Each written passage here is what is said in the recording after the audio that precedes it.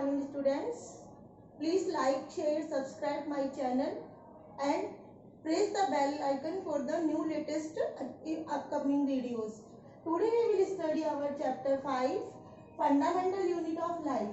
It means हमारी life की basic structure क्या है, वह कैसे डेवलप होती है, उसके बारे में हम इस चैप्टर में स्टडी करेंगे।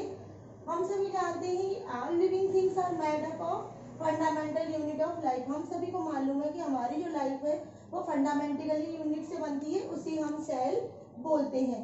सेल मिलके टिश्यू बनाती है, टिश्यूज मिलके ऑर्गन्स बनाती है एंड ऑर्गन्स मिलके ऑर्गेनिक सिस्टम बनाते हैं। Then organ system develop complete human body. तो इस तरह से सेल हमारे बेसिकली डिपेंड करती है structure of the human body. Cell word Latin भाषा से लिया गया है, जिसका मतलब होता है ए लिटिल रूम। इसकी जो स्ट्रक्चर थी वो एक हनीकॉम्ब के जैसी होती है। इस स्ट्रक्चर को सबसे पहले रॉबर्ट हुक ने खोजा था इन कॉर्क सेल। कॉर्क सेल एक लकड़ी का कॉर्क होता है, जनरली ये बॉटल्स वगैरह के कवर के रूप में यूज किया जाता है और इसकी स्ट्रक्चर हमें हनीकॉम्ब के जैसी दिखाई देती है। आपने कभी मधुमक्खी का छत्ता देखा होगा, उसके अंदर इस चैम्बर्स बने हुए होते हैं। इस तरह ये चैम्बर्स लाइक स्ट्रक्चर होती है, इसे हम हनीकॉम्ब स्ट्रक्चर्स बोल सकते हैं। इनके बीच में न्यूक्लियस पाया जाता है। ल्यूवेनहॉक नामक साइंटिस्ट ने फ्रेश वाटर लिविंग ऑर्गेनिज्म को डेवलप किया था। पॉन्ड्स वाटर में उन्होंने ऑब्जर्व किया था, इसलिए इन्हें हम फादर ऑफ माइक्रोबायोलॉजी के नाम से भी जानते हैं। रॉबर्ट हुक ने कॉर्क सेल में ढूंढा था, ये नॉन लिविंग थी, और ल्यूवेनहॉक ने जो माइक्रो ऑर्गेनिज्म ढूंढा ये पॉन्ड्स वाटर में ढूंढा था। इट मीन्स ये फ्रेश वाटर में ढूंढा था, इसलिए इन्हें हम फादर ऑफ माइक्रोबायोलॉजी कहते हैं। रॉबर्ट ब्राउन नामक साइंटिस्ट ने न्यूक्लियस डिस्कवर किया था। इन्होंने बताया था कि ईच सेल के सेंटर में एक न्यूक्लियस पाया जाता है। उसके बाद साइंटिस्ट आए स्लीडर एंड स्वान, इन्होंने सेल थ्योरी बताई। इनके अकॉर्डिंग ये था कि जो ऑल एनिमल्स एंड प्लांट्स है उनका जो बेसिक स्ट्रक्चर बनने का मेन सिस्टम होता है वो सेल ही होती है।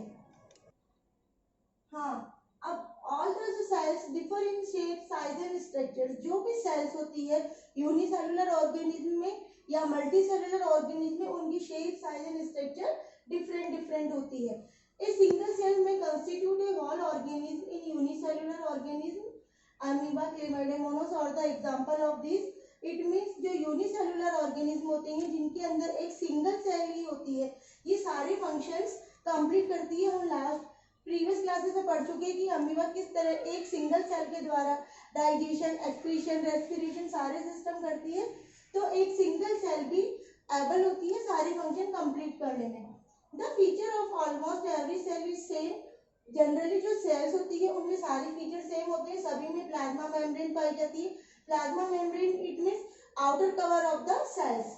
न्यूक्लियस, हर सेल के सेंटर में एक न्यूक्लियस होता है और उनमें साइटोप्लाज्म पाया जाता है। साइटोप्लाज्म मीन्स एक fluid that present in the cell. It means ये एक थिक लिक्विड होता है जो सेल के अंदर प्रेजेंट होता है, इसलिए हम साइटोप्लाज्म बोलते हैं।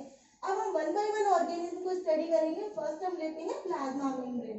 Plasma membrane outer most covering होता है सेल का। इट मीन्स ये सेल के अंदर जो भी ऑर्गन प्रेजेंट है उन्हें बाइंड करके रखने का काम करता है, उन्हें शेप प्रोवाइड करने में हेल्प करता है।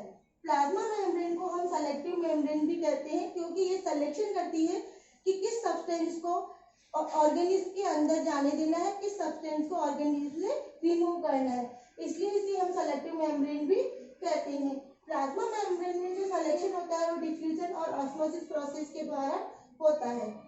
डिफ्यूजन क्या है? डिफ्यूजन एक प्रोसेस है जिसके अंदर सब्सटेंस हाई कंसंट्रेशन सरफेस से लोअर कंसंट्रेशन सरफेस की ओर मूव करती है। इट मीन्स अगर हमारे पास दो सब्सटेंस है, एक की कंसंट्रेशन बहुत हाई है, एक की कम है, तो वो ट्रांसफर करते रहेगा हाई कंसंट्रेशन वाला अपने मॉलिक्यूल जब तक कि दोनों इक्वल लेवल पे नहीं आ जाते हैं। जनरली डिफ्यूजन के द्वारा गैसेस का एक्सचेंज होता है, कार्बन डाइऑक्साइड और ऑक्सीजन। आप यहाँ पे एग्जांपल समझ सकते हैं। ये हमारे पास एक सेल है जिसके अंदर हाई कंसंट्रेशन है मॉलिक्यूल्स की।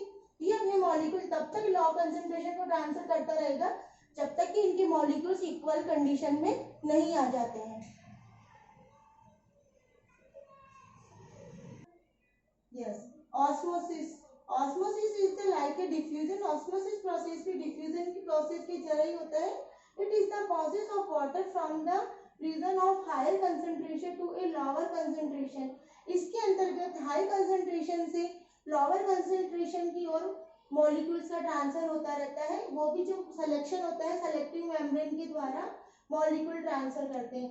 आपने देख लिया हमने जो बड़े डॉट बनाए हैं सॉल्यूट है एंड स्मॉल गोल जो हॉलो डॉट है वो हमारा वाटर है। तो ये solute particle and solute water आपस में जब तक ट्रांसफर होते रहेंगे जब तक कि ये इक्वल एक सॉल्यूशन कंडीशन में फॉर्म नहीं हो जाता है, ये प्रोसेस ऑस्मोसिस प्रोसेस कहलाता है।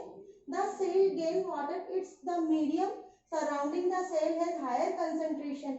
अगर हमारी जो सेल है उसके बाहर का जो मीडियम है अगर वो हायर कंसंट्रेशन का है तो हायर कंसंट्रेशन से low concentration, it means cell का कंसंट्रेशन लो है तो उधर की ओर वाटर ट्रांसफर होता रहेगा। इस प्रोसेस को हम हाइपोटोनिक सॉल्यूशंस कहते हैं। हमारा जो सॉल्यूशन है उसकी कंसंट्रेशन हाई है कंपैरिजन टू द सेल। अगर हमारा सेल और जो वाटर है उसका जो मीडियम है वो अगर दोनों इक्वल है उस कंडीशन को हम आइसोटोनिक सॉल्यूशन बोलते हैं। इट मींस ना कंसंट्रेशन वाटर की हाई है ना ही कंसंट्रेशन सेल स्ट्रक्चर की हाई है। अगर हमारे सेल की कंसंट्रेशन हाई है कंपैरिजन टू द सॉल्यूशन, उस कंडीशन में सेल से मॉलिक्यूल ट्रांसफर होंगे सॉल्यूशन की और इसे हम हाइपरटोनिक सॉल्यूशंस बोलते हैं। सेल भोजन को जब लेती है उस प्रोसेस को हम बोलते हैं endocytosis. Endocytosis it means engulf the food. Cell भोजन को अपने अंदर लेने का प्रोसेस एंडोसाइटोसिस प्रोसेस के द्वारा करती है। और अगर सेल रिमेनिंग वेस्ट प्रोडक्ट को बॉडी से जो बाहर निकालती है उसी हम एक्सोसाइटोसिस प्रोसेस बोलते हैं। अब हम सेकंड ऑर्गन की बात करते हैं, cell wall. Cell wall like a cell membrane but it is found in plant cell. Cell membrane animal cell में पाई जाती है जबकि जो सेल वॉल होती है वो प्लांट सेल में पाई जाती है। ये सेलुलोज से बनी हुई होती है। सेलुलोज एक ऐसा इंग्रेडिएंट होता है जो जनरली प्लांट्स के अंदर पाया जाता है, इसीलिए सेल वॉल हमेशा प्लांट सेल में पाई जाती है। ये कंपैरिजन ऑफ सेल मेम्ब्रेन बहुत थिक होती है और ये भी सेलेक्टिव मेम्ब्रेन की जैसे ही वर्क करती है। अब थर्ड ऑर्गन होता है न्यूक्लियस। मैंने आपको अभी बताया था कि न्यूक्लियस सेंटर में पाया जाता है।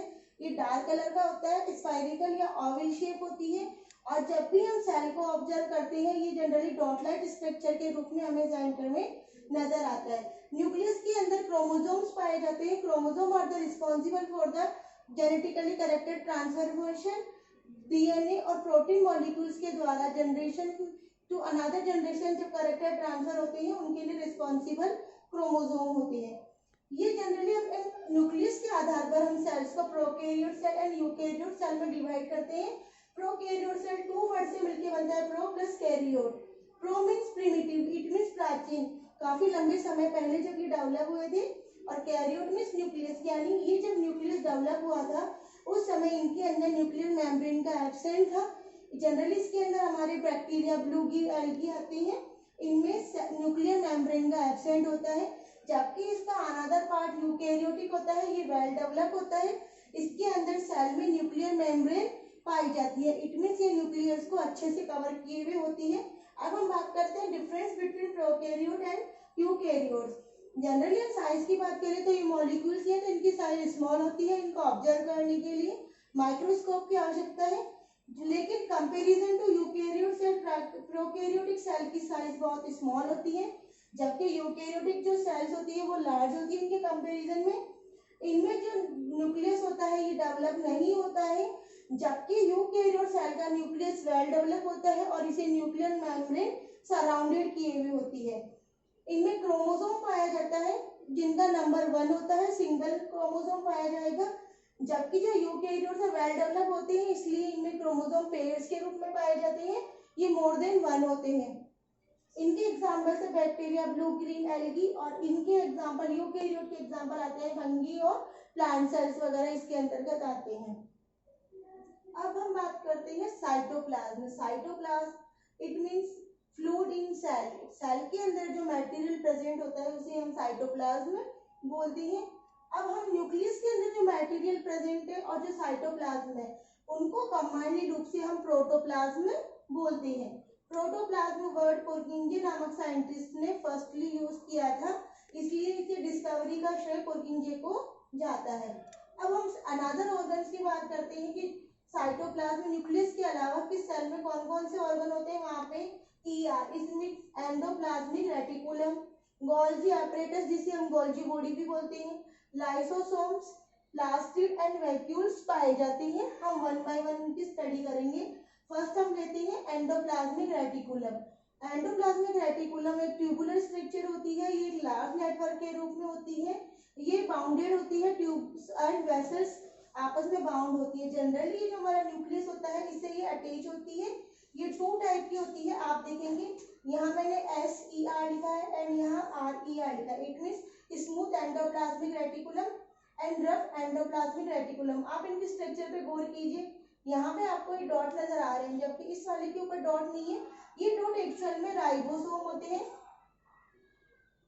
जो एक तरह का फैट होता है, जबकि इनके ऊपर ये फैट प्रेजेंट नहीं होता है। फैट प्रेजेंट की वजह से जो रफ एंडोप्लाज्मिक रेटिकुलम है वो ग्रेन्युलर बन जाती है, और जो हमारा स्मूथ एंडोप्लाज्मिक रेटिकुलम है उसमें राइबोसोम एब्सेंट होता है। ये जनरली जो स्मूथ एंडोप्लाज्मिक रेटिकुलम है ये एंजाइम्स एंड हार्मोन्स को एक्टिवेट करने का वर्क करती है, एंड जो सेल्स के अंदर डीऑक्सीफाइड्स बनते हैं, ड्रग्स बनते हैं, इट मींस हार्मोन सब्सटेंस बनते हैं, उन्हें रिमूव करने में ये हेल्प करती है। In our next class we have studied Golgi apparatus, lysosomes. So I hope you have understand this chapter very well.